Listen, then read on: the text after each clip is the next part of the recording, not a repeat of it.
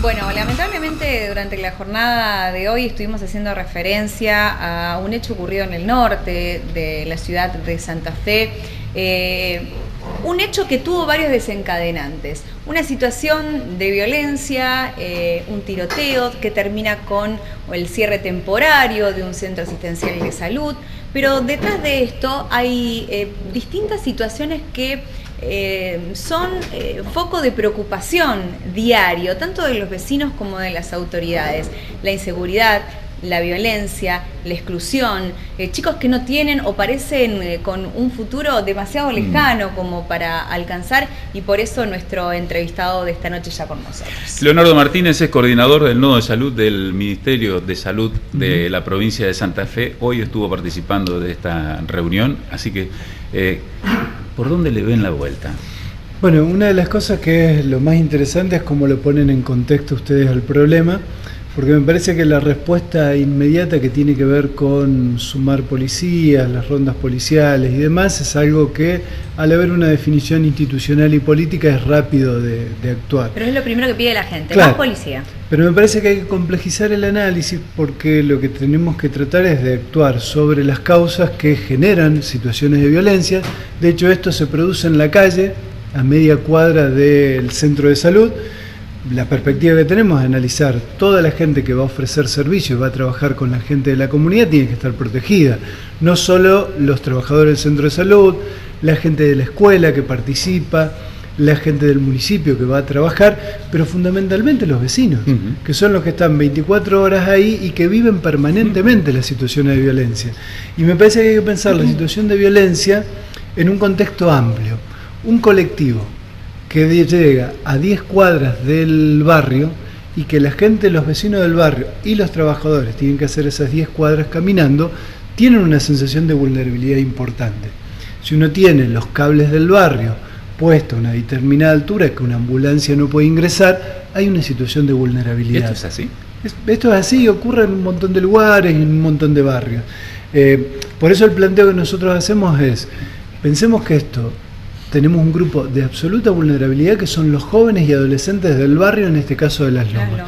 ¿Qué políticas nos damos para trabajar con ellos, pero no de los postulados, sino de cuestiones concretas que tenemos para llevar adelante con ellos? Y ahí me parece que hay que hacer todo un entramado de trabajo con las instituciones que ya están en el barrio y con políticas concretas que están llegando del gobierno nacional, del gobierno provincial y del gobierno municipal para hacer foco en estos jóvenes.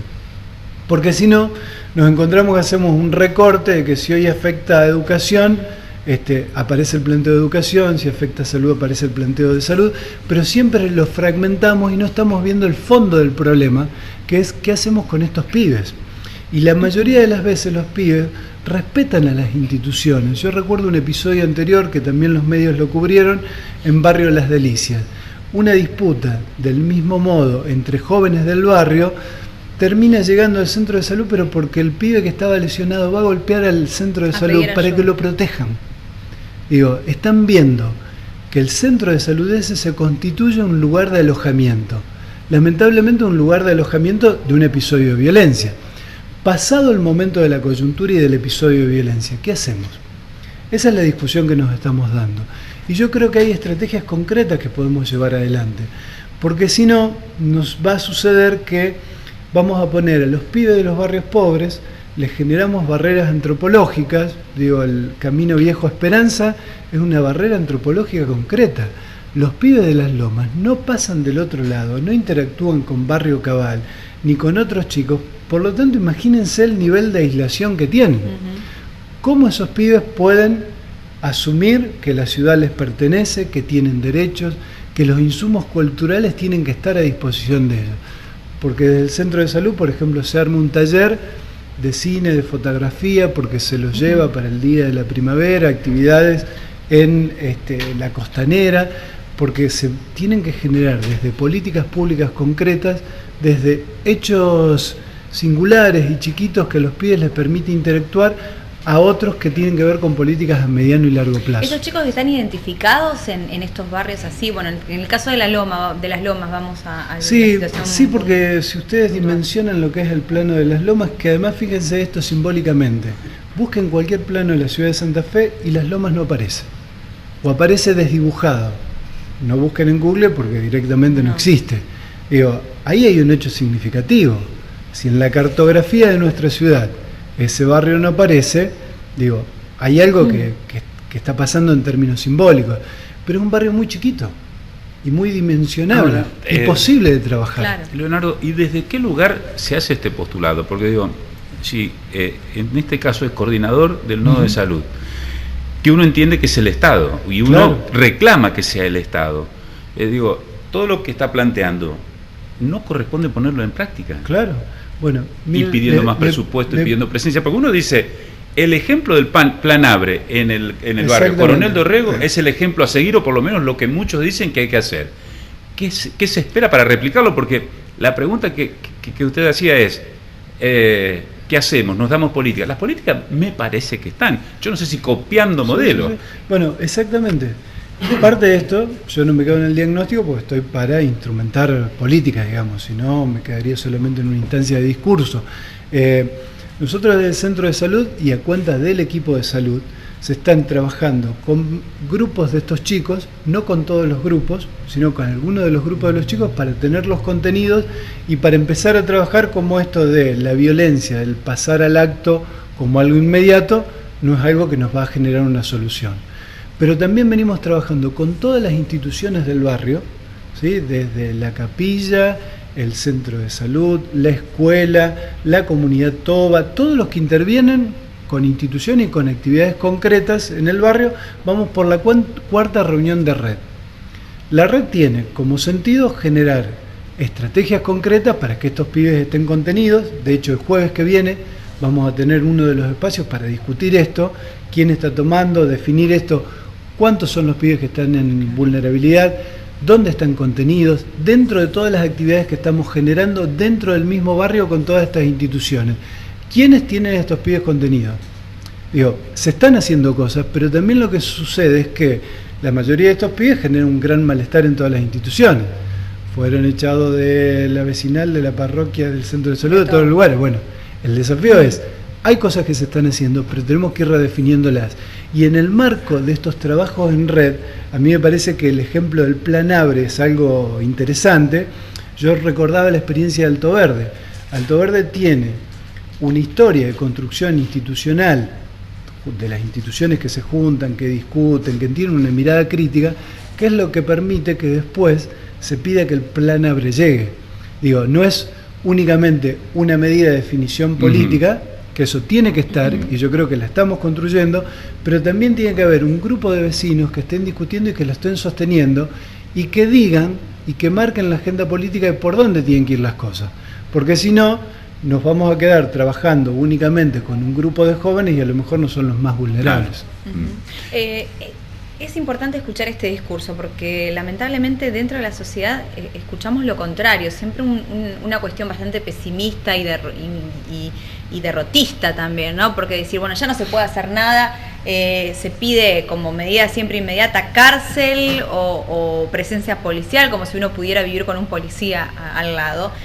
Y es como que si no hubiera otra salida que esa, por eso me parece... Sí, y en salud, hablamos de la salud en un contenido social y más amplio, me parece que podemos cometer un gran error, porque el vínculo en salud es el vínculo del médico con el paciente, del paciente en el cuidado con el enfermero, con su familia, es lo más sanador que podemos encontrar, el vínculo.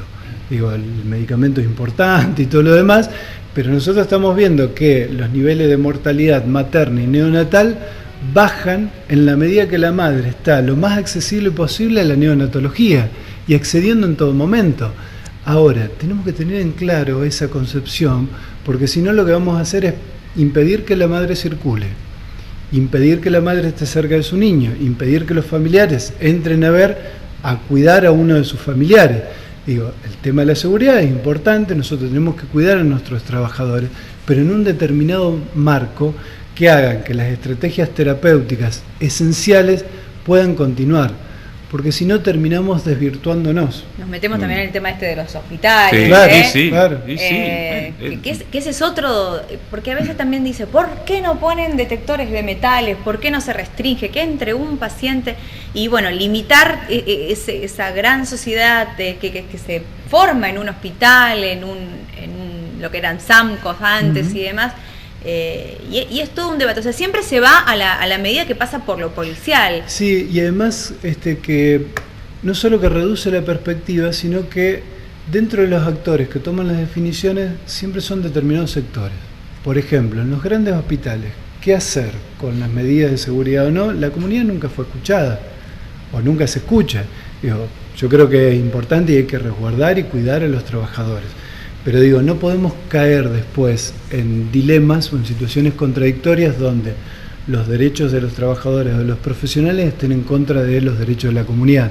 Por eso me parece que en la medida que uno puede estar estableciendo un vínculo y trabajando la idea del vínculo, y que los derechos, en este caso, como arrancamos hablando de las lomas, de los trabajadores están puestos en el marco del derecho de todos los ciudadanos de las lomas, me parece que podemos empezar a encontrar un camino que nos permita dentro de unos meses, aún con las dificultades que vamos a seguir teniendo, encontrarnos en algún lugar de un avance mayor. Uno entiende que es así, ¿no? Que el planteo complejizado es este.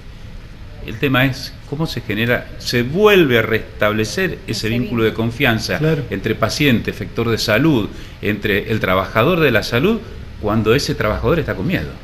Bueno, pero hay posibilidades y hay maneras. Yo lo pongo a modo de ejemplo porque me parece muchas que veces el miedo no deja permite pensar, ¿no? Claro. Entonces no permite ver esto. Pero por ejemplo, nosotros en el hospital Sayago, Protomédico y Miri López armamos un espacio para trabajar situaciones de conflicto, no de violencia, porque la violencia es el desencadenante. Las situaciones de conflicto son aquellas que uno deja pasar, que naturaliza en el día a día y que terminan detonando. Y en las situaciones de conflictos con los mismos trabajadores en espacios participativos y abiertos, la verdad que los que tuvieron las mejores propuestas es la gente de la portería, es la gente que está en el día a día y que sabe de lo que sucede. En el Sayago, por ejemplo, una de las cosas que se plantearon es mucha cantidad de gente viene a la guardia por consultas banales. Tiene que haber una persona que mientras está esperando a la gente en la guardia les cuente y les diga: usted tiene un centro de salud cerca, por este tema vaya al centro de salud, no necesita venir acá a esperar, el médico está ahora en una urgencia, por lo tanto van a tener que esperar tanto tiempo. Digo, alguien que ponga en el marco de ese espacio de espera una instancia de interlocución. Eso se escuchó después de lo que ocurrió en el hospital Cuyen, ¿no? Oyentes decían, sí, pero que nos traten mejor los médicos. Bueno. Que sepan que nosotros también tenemos derecho a que nos traten bien. Entonces, estas cuestiones de, por así, explicarle, de darle a conocer estas cuestiones, me parece que también pasa por eso. Y también, bueno, suele pasar que... A mí me llamó la atención, por ejemplo, me sorprendió, yo lo que menos hubiese esperado, y fueron varios, diciendo, bueno, que atiendan mejor. Bueno, parte de los trabajos que estamos haciendo, que tienen déficit, que nos falta y demás, pero estamos intentando que muchas de las especialidades que son de segundo nivel, trabajarlas en el marco de la red. Es decir, que la gente cuando va a pedir una ecografía, desde el centro de salud se le saque el turno, que pueda ir con un turno, que no tenga que estar esperando las mujeres con la botella de agua ahí durante horas.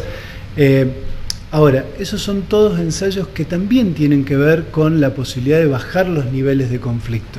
Ahora, cuando aparece un episodio como esto, donde hay un tiroteo de más, uno entiende que los medios de comunicación salen a reflejar eso, y todo el otro proceso donde hay involucrado, no funcionarios, sino los mismos trabajadores en otro proceso de trabajo, a veces no los tenemos mucho en la consideración. Pero me parece que ese es el camino que tenemos que buscar, ¿no? Gracias, Niki. Muy amable. Establecemos la primera pausa. Esto es Sin ánimo de polemizar. Ya volvemos.